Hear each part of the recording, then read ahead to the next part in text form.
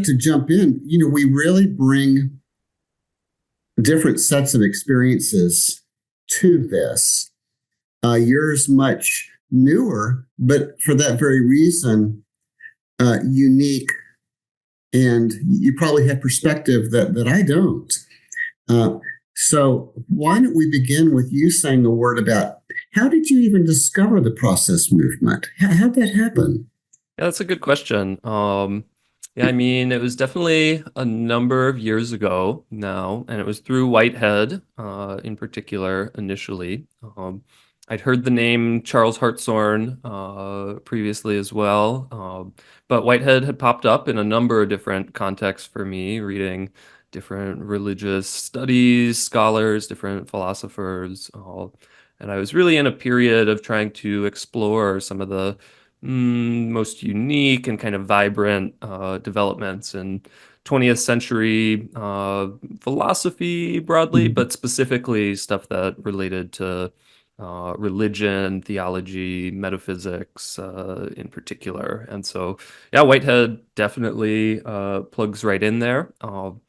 I know that the first time I ever encountered John Cobb and his work was on the Psychedelics Today Uh, podcast huh, in 2019, where really?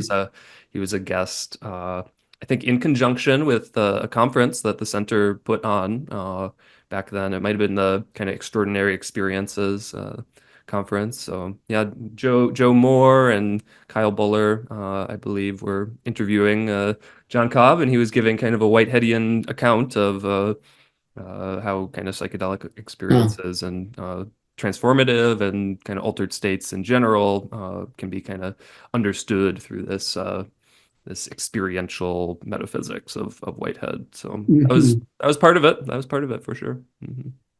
Well, that may be a jumping off point for me. Um, I took a course in process and reality under John Cobb. And at the very same time, I was the English teacher for a Zen Buddhist priest from Japan. And so, literally, in the mornings, I would go have a course with John Cobb talking about process and reality. And in the afternoons, uh, teach my friend English, but talk about Zen the whole time. And that led me to see Whitehead's analysis of experience as uniquely Zen in spirit, because there was the active experiencing in the moment of concrescence, but there was no separate experiencer. The experiencer was the experiencing. And that resonated really with what I was learning from my Zen teacher, Keito Fukushima from Kyoto, Japan, as the wisdom of no self. So sometimes no self or anatman is described as no underlying substance undergoing change through time. True. Uh, but it's also understood as no separate experiencer apart from the act of experiencing. So that led me to read Process and Reality with a somewhat unique set of eyes. I don't know if many other people have read Process and Reality as immediately shaped by Zen Buddhism, as was I. But I was and still am a Christian. And so when it got to the part about God and Process and Reality, I liked it a lot. But what was I going to do with that and my ongoing dialogue with Zen? And that was a rather deep, intense period for me. The question was God or emptiness, God or emptiness, emptiness or God. That was the way it was framed in my mind. And I found that Whitehead offered a unique way to say both, but without conflating the two. Because in Whitehead, God had that personal side, fellow sufferer who understands. And I think Whitehead felt some of that personal side of God. And you sure couldn't find that in Zen. That was just foreign to Zen. It's not foreign to Pure Land Buddhism, but it's foreign to Zen. So that was my big dilemma. One more thing about that, though, a little known fact about John, or you don't much hear it mentioned anymore, is he had about a 5, 6, 10-year rather intensive dialogue with Buddhism going on in his life. And that was through Masao Abe, who was Shinichi Hisamatsu's, a student of Shinichi Hisamatsu, who was in the Kyoto world. And Abe visited Claremont, and I was Abe's student assistant. So I got to know Abe pretty well, too. And I got to know John's work on Buddhism very well. And I do hope that that's part of John's legacy. Sometimes that's neglected. So there's enough of Whitehead, Zen, and John Cobb for me. Back to you. So tell me what happened after that. So you led a reading study on Whitehead's A Religion in the Making, as I recall. Is that correct? Yeah. How'd that go? Yeah, that was great. I mean, that was kind of my first formal introduction to any of Whitehead's thought and kind of a more formal kind of process, metaphysic for sure. It went well. I will say, so I'd been reading a number of different texts in a reading group I was organizing, all kind of in this philosophy, religion, 20th century vein. So the Kyoto school that you just mentioned, we also read Keiji Nishitani's Religion and Nothingness, and that was really well received. We read Alone with the Alone, Creative Imagination in the Sufism of Ibn Arabi by Henri Corbin, this 20th century phenomenologist, philosopher, Islamic thinker, very interesting guy. We read Knowledge and the Sacred by Sayyid Hussein Nasr, a living Iranian philosopher, theologian in this perennialist, traditionalist school. I think there was maybe one or two others, but yeah, that was kind of our reading list there. And I think a lot of the folks in our group had the most quibbles with Whitehead of those authors. In some ways, part of that was that this was simply an older text than the rest of what we were reading. The rest of these texts were more later 20th century. I think Knowledge and the Sacred might have even been early 21st century. And so you got some stuff from the times in terms of considering primitive civilizations, language like that. That's right.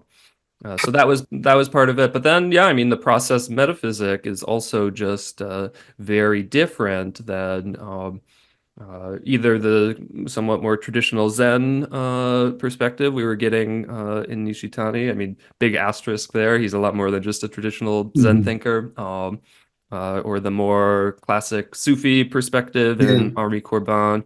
And both him and Sayyid Hussein Nasr certainly drawing from a broadly Abrahamic, Neoplatonic lineage as well. And in so many ways, that's a tradition that Whitehead and many of his followers invert in certain respects. And so that was a lot to grapple with for sure.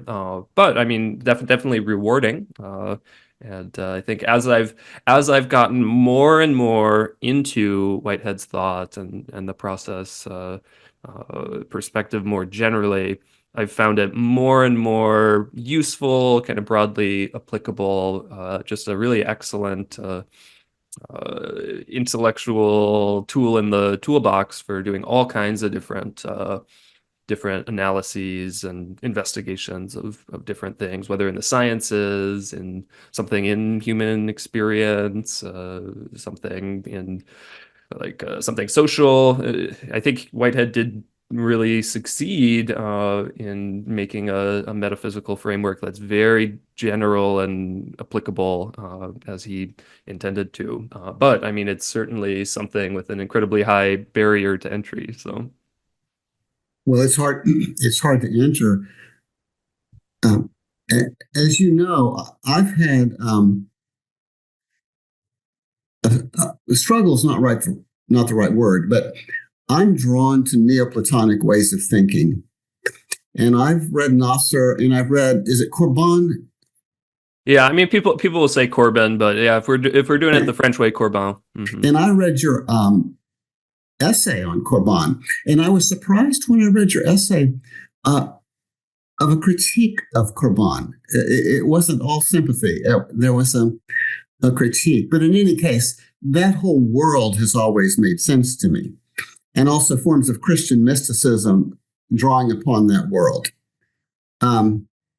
So the whole idea of an emanationist perspective, that the universe is an emanation of the divine, that the universe in a way is made of God, not creation out of nothing, not creation out of pre-existing matter, but the creation out of God's self, such that everything is akin to sparks coming from a single source. I get that. But I mean, it rings intuitively true in some ways and in some moments. I also get the reasons why people resist that. For a couple of reasons. One is the reality of evil. So is rape and murder and hatred and greed and injustice and violence, is that all God-godding? And also the question of freedom. Do the sparks have some creativity of their own? And use Whitehead's word, self-creativity.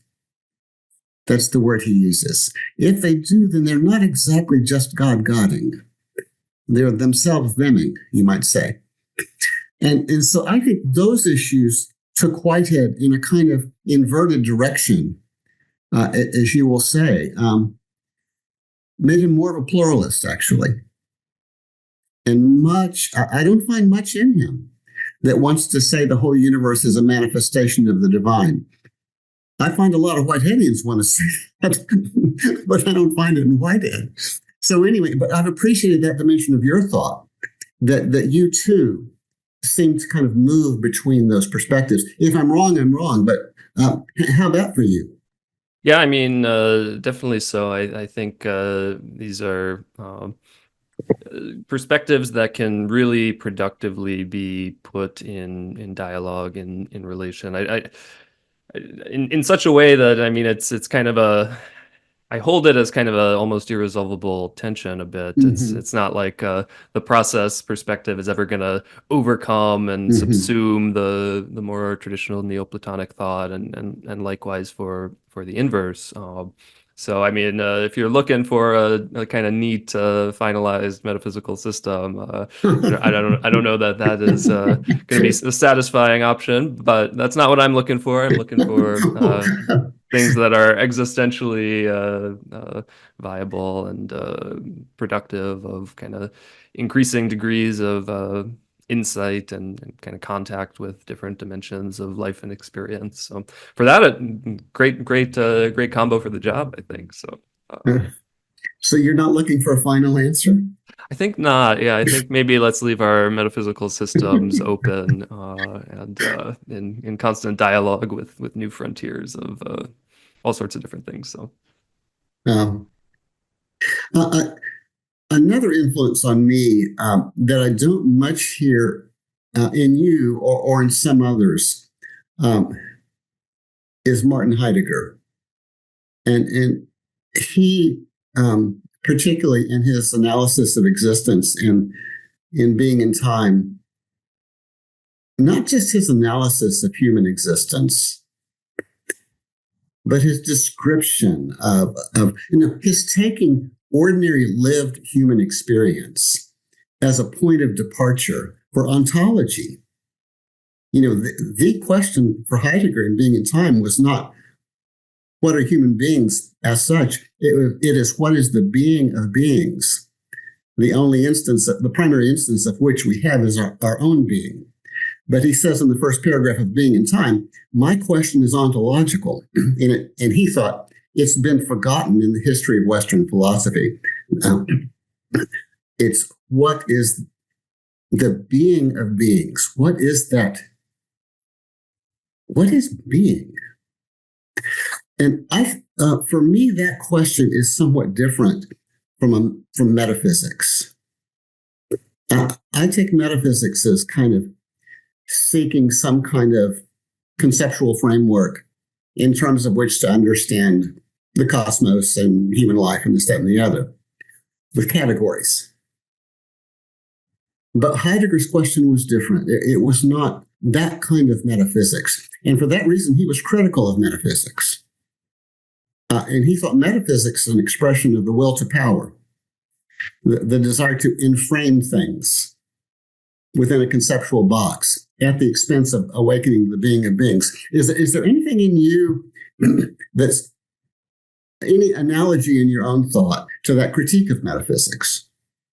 Yeah, I mean it's an important dialogue partner here as well. I think it'd be great to get the Heideggerian strand of existentialism and phenomenology more in conversation with the process thought. It's been, yeah, unfortunately somewhat minimal from my exposure, anyways. I mean, certainly, yeah, in conferences here and there, and these kind of papers and stuff, but beyond the more kind of ivory tower stuff, these are discourses that have not kind of reached more of a public audience yet. So I mean, that'd be a great topic for kind of further exploration on our series here for sure. I'd be excited to dive deeper in there. Yeah, is there anything analogous in what's going on for me conceptually, metaphysically, ontologically to the Heideggerian stuff? I mean, that's in me a little bit. I've mostly absorbed Heidegger through kind of secondary sources. I mean, definitely Nishitani Yeah, has a yeah, lot of Heidegger in him, and he's very in conversation with the kind of Heideggerian system, if it can be called as such. And so yeah, and I mean, it's been interesting kind of tracking some of these broader trends in both 20th century and now 21st century philosophy. And I mean, yeah, you had a really strong kind of anti-metaphysical bent to 20th century philosophy coming out of Heidegger, but I mean, there's certainly arguments for this stance and kind of the analytic world as well. yeah, And yeah. the process people were always kind of doing something different in that we very much were uh, trying to do speculative metaphysics. And I think nowadays the tides have turned a bit, and we see more of a kind of general interest in, okay, let's maybe try doing some of this metaphysical stuff Uh-huh. again. And I think a big part of that is people have realized it's a pretty foundational like aspect of thinking that you kind of can't get around. I mean, you can bracket metaphysical questions and do kind of all kinds of work outside of those things. And I mean, that's kind of how I understand a lot of the phenomenological tradition. Yeah, Certainly worthwhile. There's plenty of really rich and fruitful stuff that's come out of there. But especially once we're entering into dialogues about science and religion, it seems like bracketing can kind of only get you so far when you're dealing with domains that kind of in their essential self-understanding are trying to say something about quote unquote reality. And yeah, so if you bracket the metaphysics, a lot of what happens is you're just kind of operating with an unconscious metaphysics, which may or may not be kind of valid or substantiated in various ways. So allowing ourselves some space to do kind of intentional speculative metaphysics seems to be very valuable in those domains of science and religion in particular.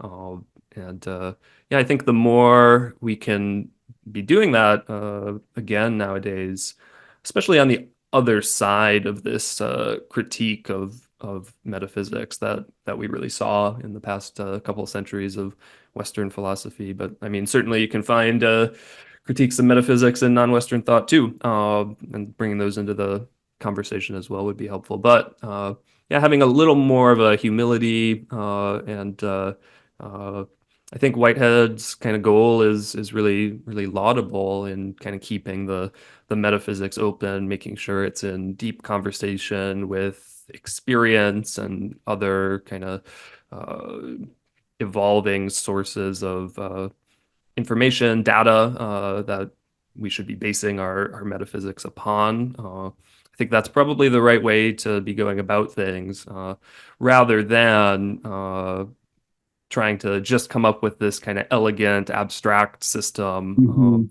which is a little more what the classical metaphysics was about. And again, I find a lot of that stuff valuable, but it can be harder to keep that an open system to where it can accommodate new frontiers of experience as our collective experience as humans seems to be developing, and yeah, having novelty enter in. So be great to be able to include that in these metaphysical speculations. I think there's it's sometimes forgotten that in the process tradition, there really kind of were three traditions. And this is from a thinker named Delwyn Brown and Sheila Grieve Devaney. They wrote an article on the three methodological traditions in the process tradition movement. And they were the speculative tradition, which they traced to Whitehead and John Cobb's appropriation thereof. There was also what they called a rationalist tradition, and that was Charles Hartshorne, and then a student of Charles Hartshorne's, a man named Schubert Ogden. I don't know if you know the name. And then a third was what they called the empirical tradition, and that was Bernard Loomer and Bernard Maitland. And Loomer is the person that came up with the notion of the wide soul, or the soul with size. But Loomer and Maitland were both quite suspicious of, number one, Whitehead's understanding of God, but number two, Whitehead's desire to do a metaphysic.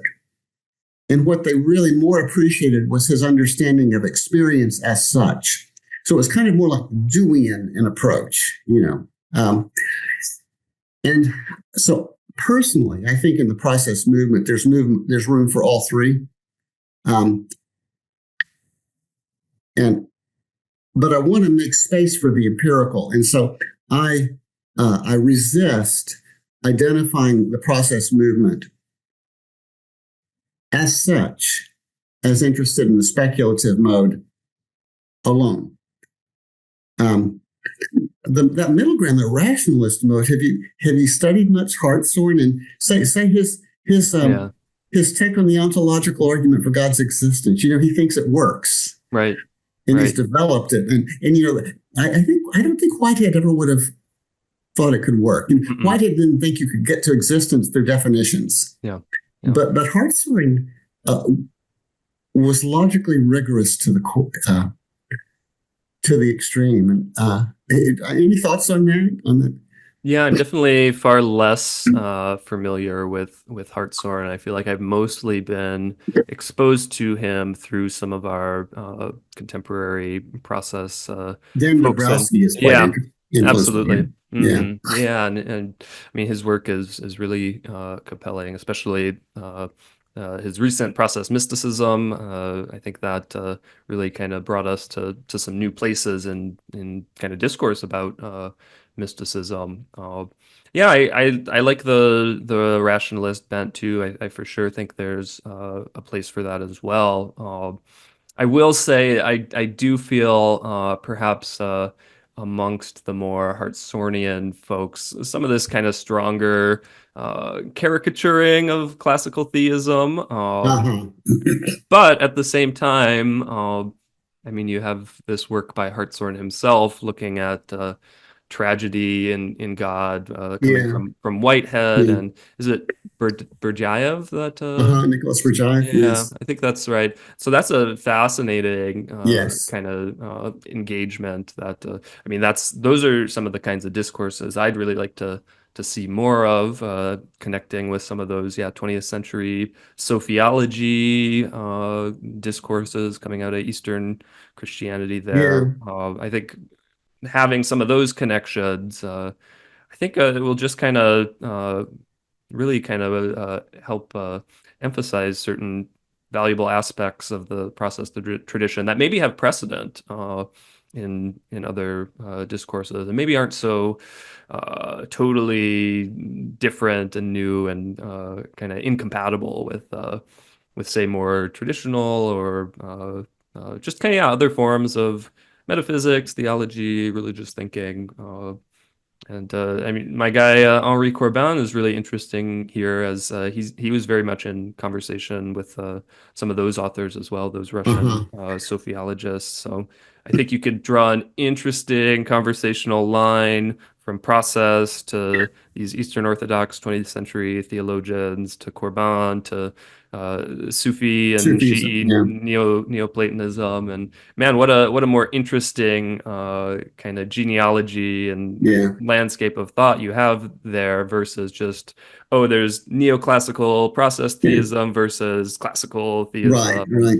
Feels very, very Christian centric in a lot of ways, and so I think that Corbin's notion of the imaginal is really worth exploring. You know, we tend in the process world to talk about actuality and potentiality, actual entities and eternal objects, to use process and reality language. But what lies in between? And Whitehead had a word for that, a kind of halfway house. It was his word, propositions. I mean, that's a terrible word to name something so rich. But fact of the matter is, propositions were impure potentialities. That was his phrase. They involved a sense of the actual and the potential together. But I take it the realm of the imaginal. It's not exactly physical. It's not purely mathematical. And it seems to me immensely rich, powerful, and influential, actually, in human life. So what do you think? What themes in Corbin do you think we could explore? Yeah, I mean, definitely the imaginal. And I do see a number of process people getting into this topic of imagination. Yeah, it's popped up here and there. I mean, it's not one of the most prominent topics I see, but it does come up. I mean, I think an easy way to kind of plug it into, again, the process and reality schema. I think there's a way that imagination is quite analogous to the conceptual prehension that goes on in actual occasions. And Whitehead also talked about propositional prehensions, which were different from conceptual. And so they were working with those hybrid objects, so to speak. I mean, Corbin says that sort of the imaginal aspect of reality is the spot where bodies become spiritualized and spirits become corporealized. Nice. Which, I mean, it's a little bit. I mean, it's different than certainly Whitehead's scheme. But what is maybe interesting about trying to plug these into one another is there might be ways to find this imaginal faculty working kind of on all layers of ontology, rather than something which, I mean, it's kind of ambiguous in Corbin from what I read in him, but I mean, certainly much more focused on the human. Whether sort of mammalian life might have an imaginal faculty, or even simpler life forms. It's not really a question so much there. I would think that dreams, while you're asleep, are a place where the imaginal is tasted, and animals certainly dream. You know, my dog sleeps in the same room that I sleep in, and he chases many a rabbit while asleep, barks at them. something's going on. They're images. Mm-hmm. Um, you know,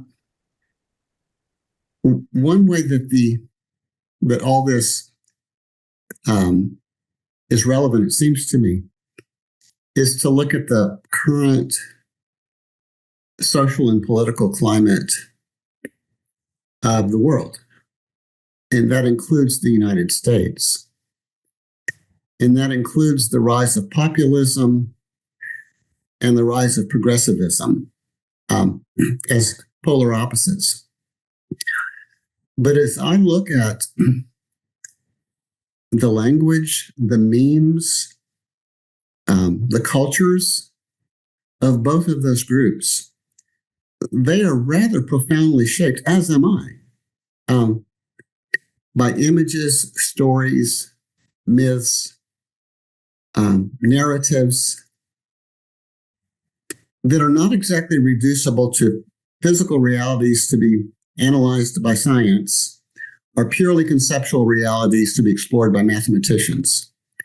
And so the relationship between the imaginal and the political and the social, I think is worth thinking about.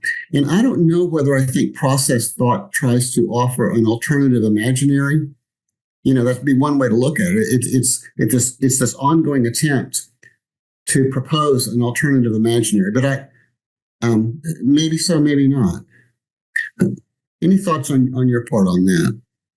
Yeah, one of the recurring critiques I've heard of the process tradition in a political vein is that it seems to pretty readily and without too much seeming intentional thought kind of fall into a progressive liberal stance, whereas there are myriad kind of options, especially looking at the various left wing kind of political imaginaries that have come up in the past couple of centuries that are critical of a kind of liberal tradition coming out of people like Locke, Adam Smith, these folks.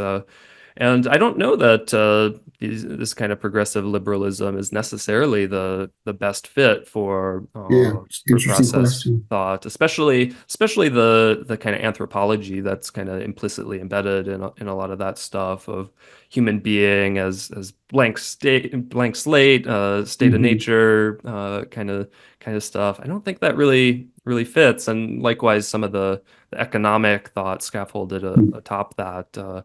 I think there are definitely process critiques of these things, and you do see that. I mean, certainly John Cobb's work on economics has cut pretty strongly against neoliberal capitalist conceptions. And you have seen a number of kind of scattered engagements with Marxism, but yeah, especially in the kind of generation coming out of Claremont, I think there's a lot of kind of general progressive liberal Yes. sort of standpoint that is perhaps insufficiently kind of critically interrogated.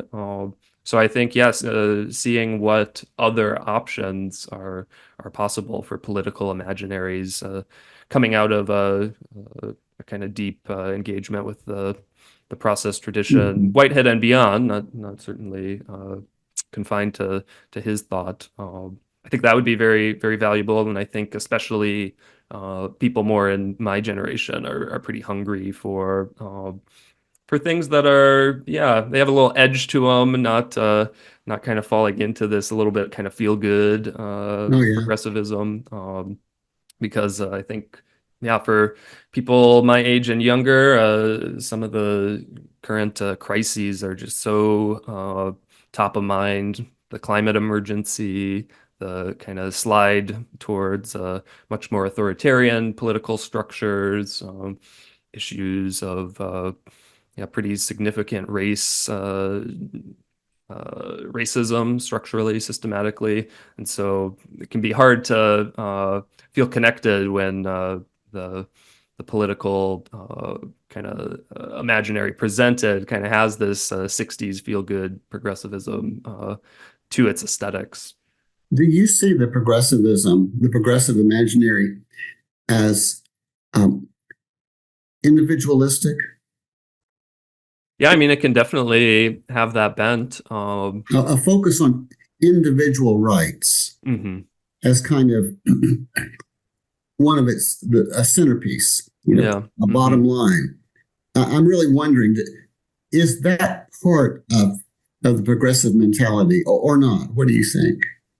I think this is one of those classic situations where you can have both manifestations of individuality and individualism, and I'd say that at its best, progressivism can be a really kind of wonderful affirmation of individuality in the sense of honoring and Uh-huh. celebrating the true like uniqueness and Uh-huh. irreducibility of a particular Mm-hmm. person and all their intersecting identity Mm-hmm. experiences. Mm-hmm. But on the negative, it can for sure drift towards this, yeah, very American Western individualism, where, yeah, people are kind of atomized selves and Mm-hmm. are kind of reifying some of their identity categories in ways that can be yeah, I mean, from a process perspective, I mean, it's kind of disregarding some of the interconnectivity and Yeah. interrelationality that is kind of a metaphysical basic. And so, I mean, that's kind of some of the struggle about identity politics in the past decade and a half is, yeah, this dawning consciousness of intersectionality in terms of identity, but that can have a underbelly of, yeah, reifying categories, dividing people in various ways, claiming that experience is inaccessible kind of by default when kind of crossing identity lines, like, oh, you could never understand the Uh-huh. experience of such and such a person belonging to this marginalized group if you are not a member. But that can be very difficult then to foster solidarity and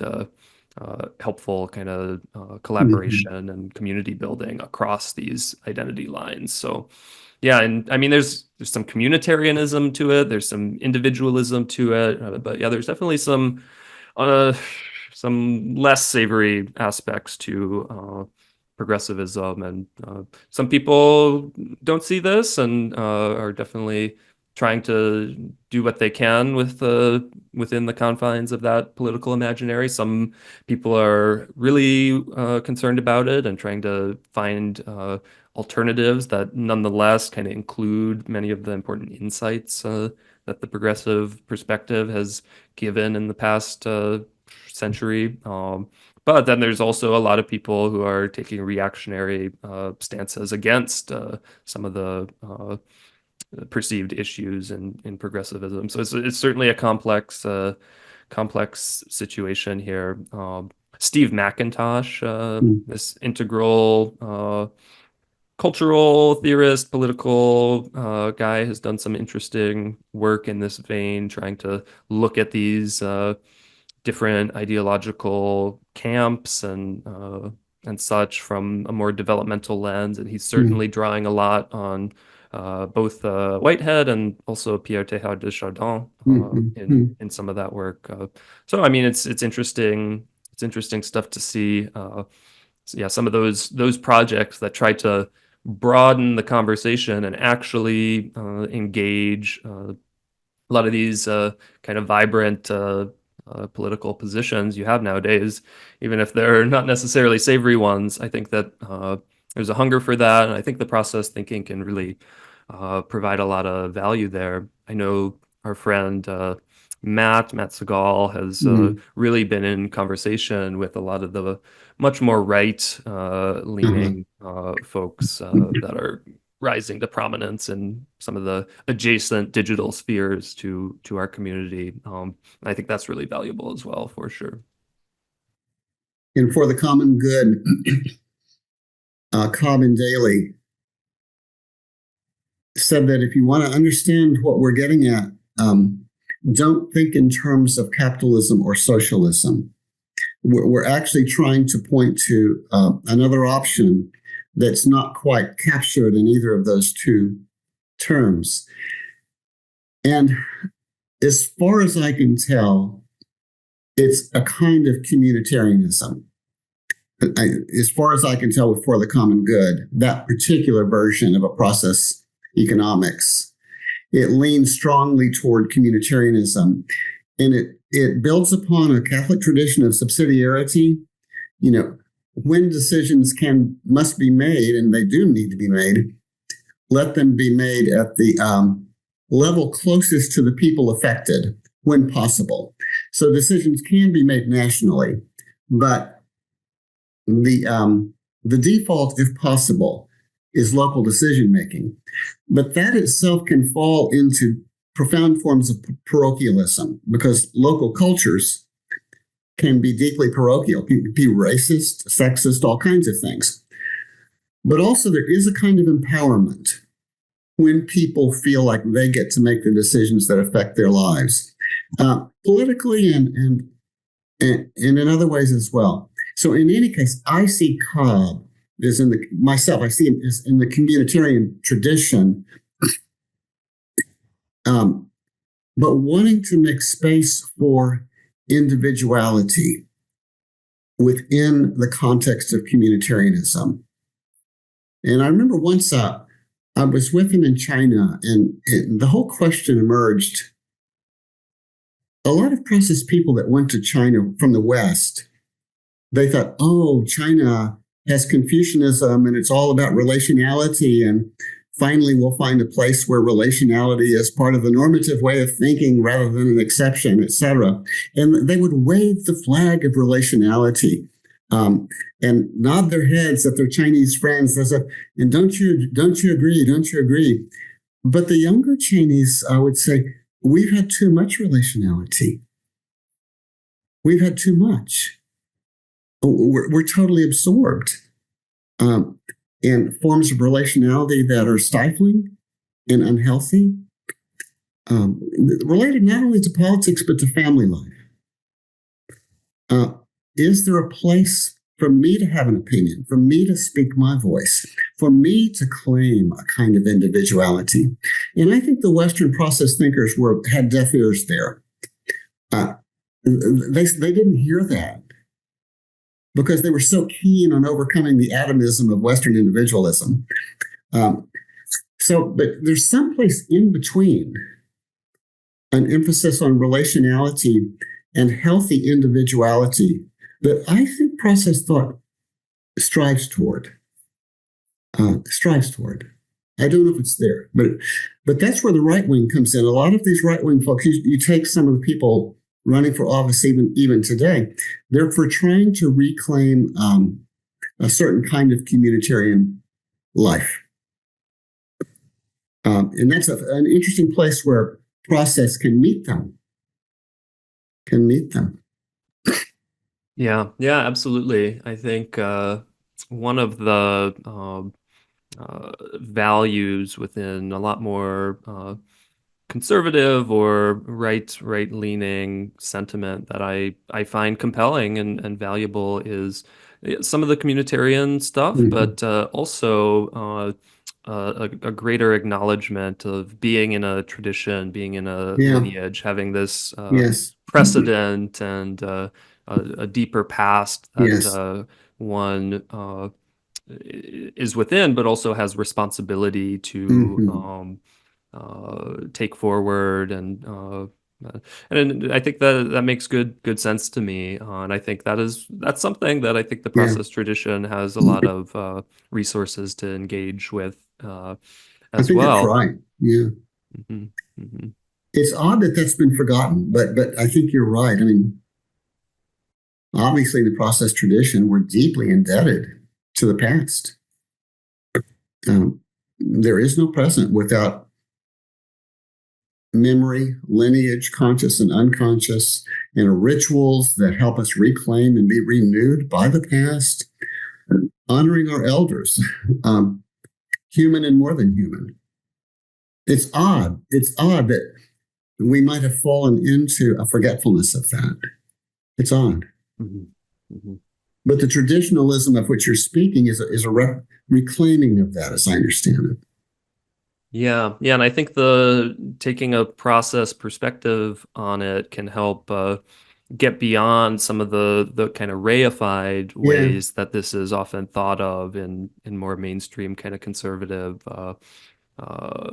thought, where something like the nuclear family is kind of this essential unit, and again, you have some of these discrete social organizations and identity categories that are kind of brought front and center as kind of essential modes of organization for achieving some of this gratefulness and continuity and such. But I mean, there's a real dark side to a lot of those things as well. So I think, process can acknowledge some of that, but also give a lot more flexibility and dynamism to bring in some more progressive concerns, especially more ecological concerns. I think that's a major point missing in a lot of contemporary conservative thought, but it need not be.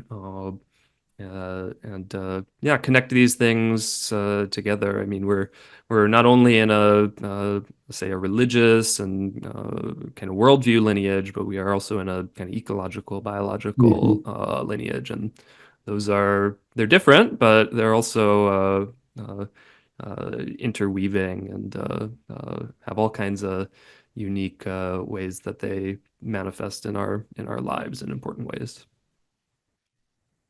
Well, Jared, what in our series do you want to do with the arts and the world of sound, music, visual arts, film, drama? In the House of Arts, there's so many rooms.